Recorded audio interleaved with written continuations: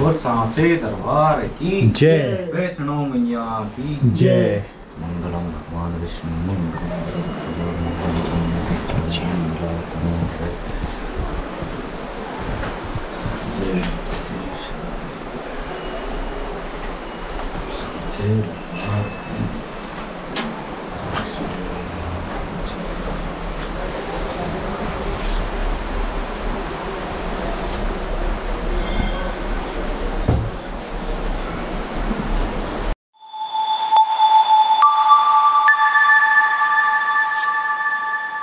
जय माता दी।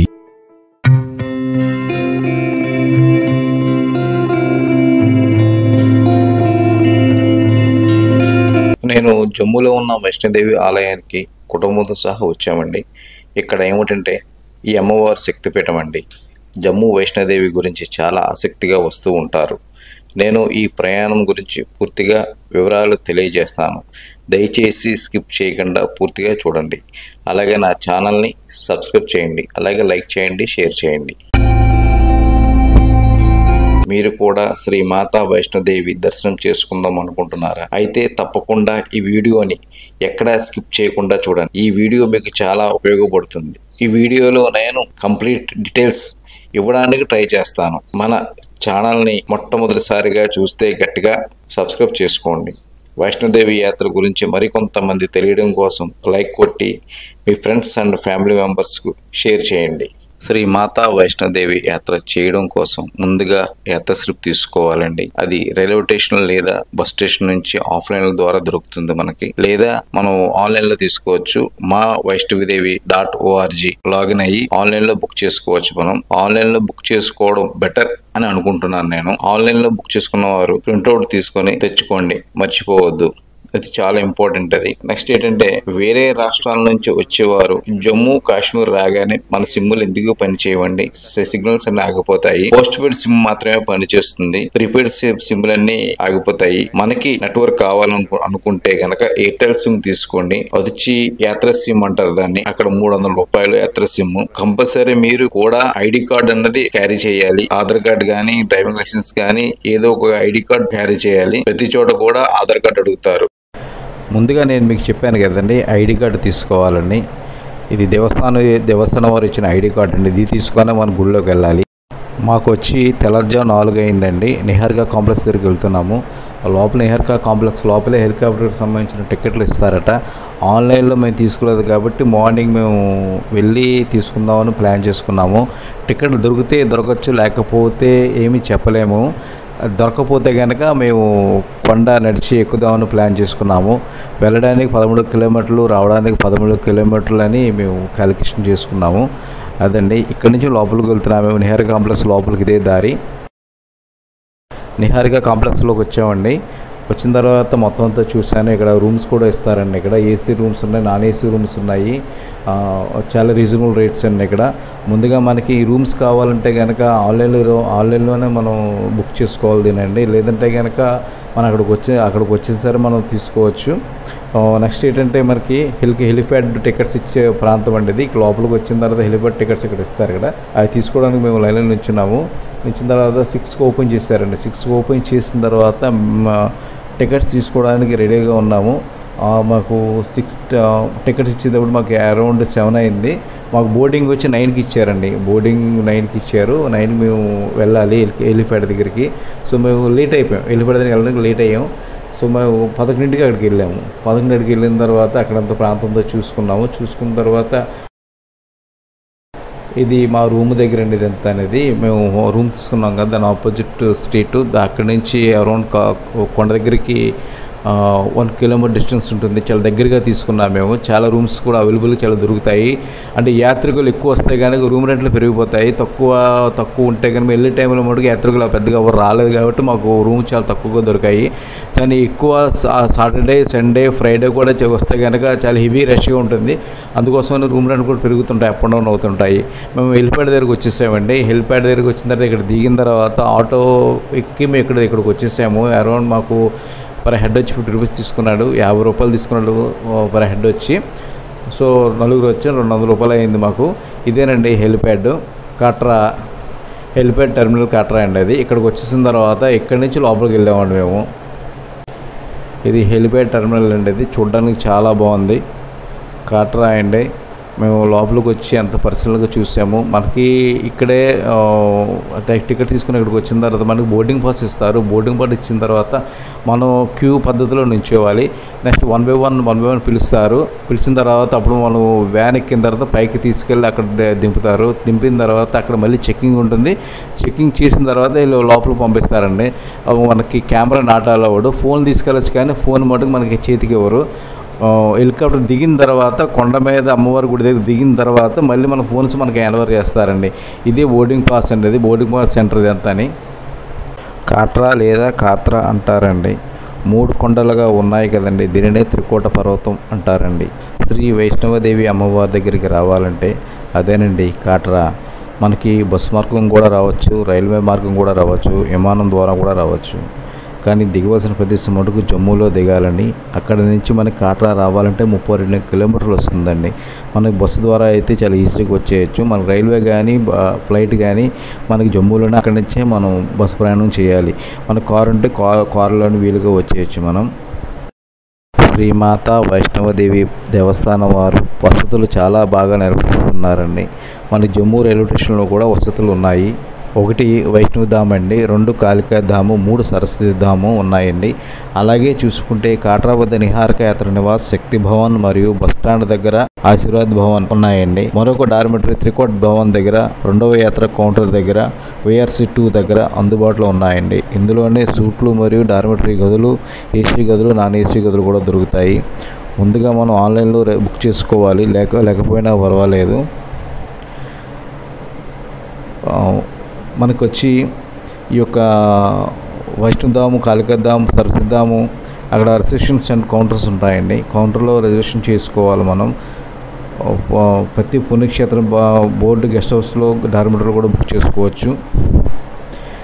ముందుగా మీరు ఎక్కువగా చేసుకోవాల్సింది ఏంటంటే వెబ్సైట్ ద్వారా ఆన్లైన్లో బుక్ చేసుకుంటేనే చాలా మంచిది అని నేను అనుకుంటున్నాను. మేమైతే కనుక గుడి దగ్గర తీసుకున్నాం కాబట్టి కొద్దిగా రేట్ ఎక్కువ ఉంది. మీకు బస్ స్టాండ్ దగ్గర తీసుకుంటే 500 రూపీస్ దొరుకుతాయి. డార్మెటరీ కూడా దొరుకుతాయి మీకు. పర్ హెడ్ 100 రూపాయలు కూడా దొరుకుతాయి అక్కడ మీకు. దేవస్థానం ఉచిత క్లాక్ రూమ్సే కాకుండా ఉచితంగా భోజనాలయాలు కూడా సౌకర్యం ఉంటుందండి. దేనికి ఇబ్బంది పడక్కర్లేదు ఎవరు అని. గుర్రాల రేట్లండి, మనకు వచ్చి కాత్రా నుండి అమ్మవారి టెంపుల్ వరకు అయితే 800 రూపాయలు తీసుకుంటారు. అలాగే భైరవ బాబా నుంచి కాత్రా వరకు అంటే కనుక 900 రూపాయలు తీసుకుంటారు. అంటే అదండి. నెక్స్ట్ వచ్చి పెతిస్ రేట్లు అంటారండి. ఇవి చిన్నపిల్లలు ట్రాలీ ఉంటే చూసారా, ఆ రేట్లు అయ్యి 25 కేజీల వరకు లగేజీ లేదా 6 ఏళ్ళు పిల్లల్ని కాత్రా నుండి భవన్ వరకు తీసుకొస్తారండి. 700 రూపాయలు తీసుకుంటారు. కాత్రా నుండి భవన్కు 350 రూపాయలు తీసుకుంటారు. భైరవ బాబా గుడి దగ్గర నుంచి కాత్రాకి 400 రూపాయలు తీసుకుంటారండి. సో అలాగే పల్లకి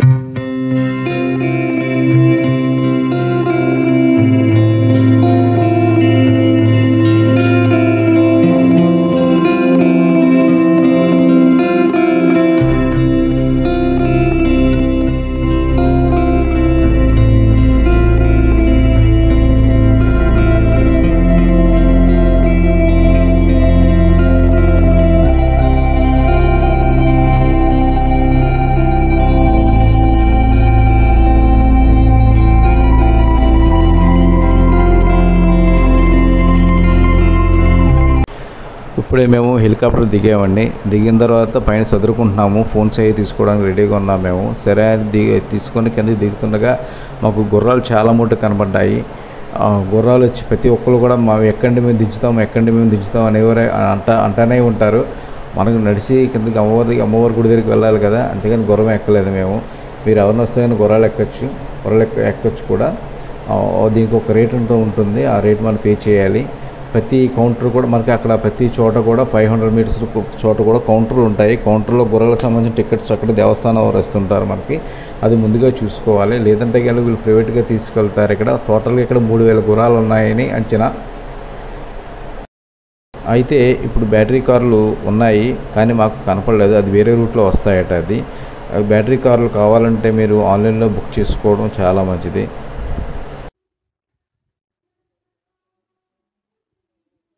టాయిలెట్ కోసం ఎవరు ఇబ్బంది పడక్కర్లేదు, చాలా నీట్గా మెయింటైన్ చేస్తున్నారు దేవస్థానం వారు. టాయిలెట్స్ అయిపోండి, ఎవరు ఇబ్బంది పడే అవసరం లేదు. వెనకాల కనబడేదంతా మీకు మంచి మొత్తం. ఇక కొండ మీద చూస్తే కానీ కొండ బ్యాక్ సైడ్ దరిదాపుల్లో మొత్తం మంచి అంతా మంచు కొండలు కూడా కనబడుతున్నాయి మనకి ఇక్కడ. అంటే ఇక్కడ కెమెరా నాట్ అలౌడ్, ఓన్లీ మొబైలే. ఫుల్ చెకింగ్ ఉంటుంది ఎంత ఇది. నా బ్యాక్ సైడ్ కనబడుతుంది కదా మీకు, అది లాంగ్ కనబడుతుంది అనుకోండి మీకు. ఇంకా పైకి ఎక్కితే కనుక అంతా బాగా క్లియర్గా ఉంటుంది మనకి. సో మనం వెళ్ళిపోతాం అయితే రండి. ఇంకా చాలా దూరం వెళ్ళాలి, ఇంకా 5 కిలోమీటర్స్ నడాలి ఇంకా ఎక్కడి నుంచి బయలుదేరిపోదాం. ఓకే, ఎలా వచ్చిందా అని తీసేటప్పుడు ఈ రైలింగ్ ఎవరికి అమ్మవారి టెంపుల్ అండి ఇది. లక్ష్మీదేవి టెంపుల్ కింద ఉంది, పైనుంచి తీస్తున్నాను వీడియో. ఇది రోప్వే ఉంది కూడా. భైరవబాబా టెంపుల్కి రోప్వే ఉంది, కింద నుంచి రోప్వే వెళ్ళొచ్చు పైకి. చూసారా ఎలా ఉంది, చూసారా సీనరీ. అది టెంపుల్. అది చూశారు కదండి, ప్రతి 100 మీటర్లకి డ్రింకింగ్ వాటర్ ఉంటుందండి, ప్యూర్ మినరల్ వాటరు.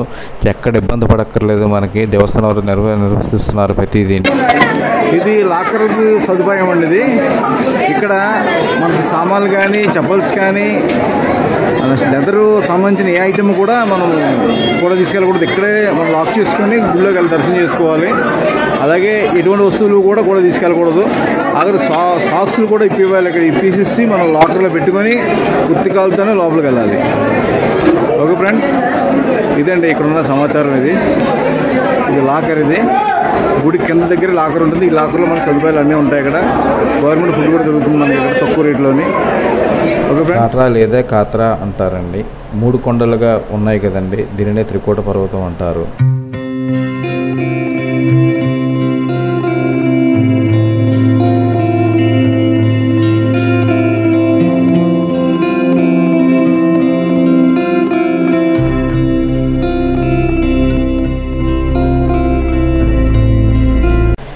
ఈ వ్యూ పాయింట్ వచ్చి భైరవబాబా టెంపుల్ దగ్గర అండి వ్యూ పాయింట్. ఇది భైరవబాబా టెంపుల్ అంటే అక్కడి నుంచి మనం కొద్దిగా ఎదురుకెళ్తే భైరవబాబా టెంపుల్ కనబడుతుంది. చూస్తున్నారు కదా, అండ్ భైరవబాబా టెంపుల్ చూడడానికి వచ్చిన వాళ్ళందరూ అక్కడ ఉన్నారు చూడడానికి. సో అది మేము ఏం చేసామంటే అక్కడ వచ్చి వ్యూ పాయింట్ చూసుకొని భైరవబాబా టెంపుల్ దర్శనం చేసుకొని కింద దిగిపోవడమే మేము అలాగా. సో అదంతా వ్యూ పాయింట్ చూసుకున్న తర్వాత అక్కడి నుంచి ప్యాకప్ చేసుకొని భైరవబాబా దర్శనం చేసుకుందామని లోపలికి వెళ్ళామండి. చూసారా, భైరవబాబా దర్శనం చేసుకోవడం లోపలికి వెళ్ళి బయటకు వచ్చేసాము మేము. బయటకు వచ్చిన తర్వాత మీకు వీడియో చేసి చూపిస్తున్నాను మీకు నేను. ఇక్కడ మటుకు కోతుల దగ్గర చాలా జాగ్రత్తగా ఉండాలి, లేకపోతే కనుక మన దగ్గర వస్తువులు కానీ సెల్ ఫోన్లు కానీ ఈ పట్టుకెళ్ళిపోతాయి. చాలా జాగ్రత్తగా నడాలి ఇక్కడ మనం. సో మనం దిగేటప్పుడు మటుకు కర్రల సహాయం ఉండాలండి. కర్రల సహాయం లేకపోతే కనుక చాలా కష్టపడాలి. చూస్తున్నారు కదా, కర్రలతోనే నడాలి ఇక్కడ చాలా జాగ్రత్తగానే. కర్రల సహాయం కంపల్సరీ ఉండాలి, అది ట్రై చేయండి. కర్ర ఒకటి 20 రూపాయలు. మన వెళ్ళిపోయేటప్పుడు షాప్ దగ్గర ఇచ్చేస్తే కనుక 10 రూపాయలు రిటర్న్ ఇచ్చేస్తారు మనకి. అది అండి స్థల పురాణం. ఇక్కడ ఉన్న అమ్మవారు వైష్ణవదేవి మనకి 3 రూపాయలుగా దర్శనమిస్తారండి.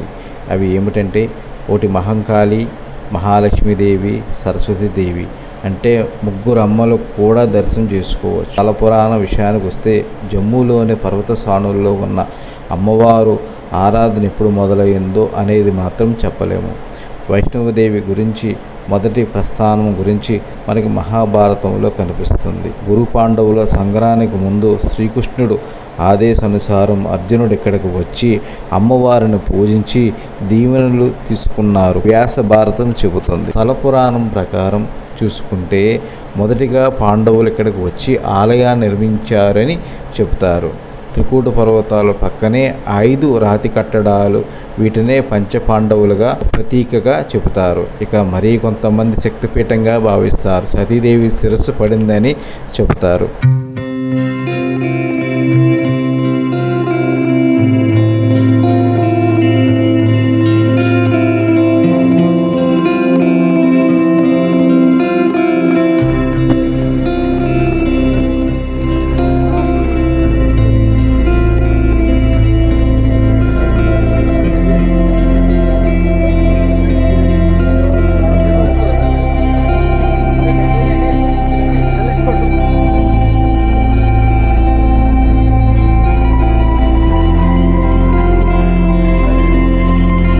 మేము దిగిన రూమ్ ఇది చాలా నీట్గా ఉంది.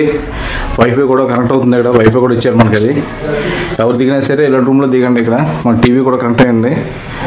సో మనకి అన్నింటినీ కూడా అవైలబుల్గా ఉంటుంది. మనకి టెంపుల్ దగ్గరగా మనకి వ్యూ పాయింట్ కూడా చూసుకోవచ్చు. ఇక్కడ నుంచి మనకి కెట్టను తీస్తే కనుక ఇక్కడ నుంచి మనకి త్రికూట పర్వతం కనబడుతుందండి, అమ్మవారి పర్వతం అది. సో వ్యూ పాయింట్ కూడా కనబడుతుంది. సో మన ఎదుగుకుండా కూడా ఫుడ్ కూడా చాలా అవైలబుల్గా ఉంటుంది ఇక్కడ. అని కొంత రేట్ ఎక్కువ, జాగ్రత్త చూసుకొని భోజనం చేయాలి. అన్నీ కావాలంటే అన్నీ దొరకవు కదా. మన హోటల్ ఇది చాలా నీట్గా ఎక్సలెంట్గా ఉంటుంది. హోటల్ ఇది ఎవరు దిగినా సరే ఇలాంటి హోటల్, ఈ హోటల్లో చూసుకోండి. అది మన తెలుగు వాళ్ళకి అందరికీ కూడా చెప్తున్నాను నేను. సో ఆయనతో కొద్దిగా డీటెయిల్స్ అడిగి తీసుకుందాం మనం. ओके ओके आप कभी भी आए यहाँ पे। जनवरी और फरवरी में थोड़ा यहाँ पे डाउन रहता है, ठीक है ना, तो इसमें थोड़ा भीड़ कम रहता है। उसके बाद मार्च के बाद आप मार्च अप्रैल मई जून जब कभी भी आए आप तो यहाँ थोड़ा भीड़ रहता है। इसमें क्या होता है, थोड़ा गर्मी की छुट्टियाँ वगैरह भी होती हैं, होटल में थोड़ी भीड़ भी रहती है, ठीक है ना, मौसम अच्छा होता है। तो उसके बाद आप अक्टूबर नवंबर दिसंबर में आएंगे तो ठंडी का मौसम होता है, बर्फ़ वगैरह पड़ी होती है आप, ठीक है ना। तो कभी भी आए यहाँ पे तो ठीक ही चलता रहेगा उसमें, ठीक। Okay thank you. जय माता। वैष्णो देवी आदि कुमारी बात तो सुनिए मेरी, और एक ही दिव्य पिंडी दर्शन, ये सब में एक ये कंपनी का पैकिंग है सर, विश्राम का। नहीं, मुझे इस तरह नहीं चाहिए, सिर्फ ये वाला चाहिए। नहीं सर, नहीं होता। क्योंकि सच बताएं, मुझे एक 100 के 8 में 4 रुपये बचेंगे। 100 के 8 में 4 रुपये 4 रुपये बचेंगे। बचते हैं वो अलग बात है सर, क्या करें, पीछे से पैकिंग है। एक दिव्य पिंडी दर्शन सबको देते हैं, वैष्णो देवी आदि कुमारी का भी जाना चाहिए। 100 का 8 है जी जी। जय माता दी।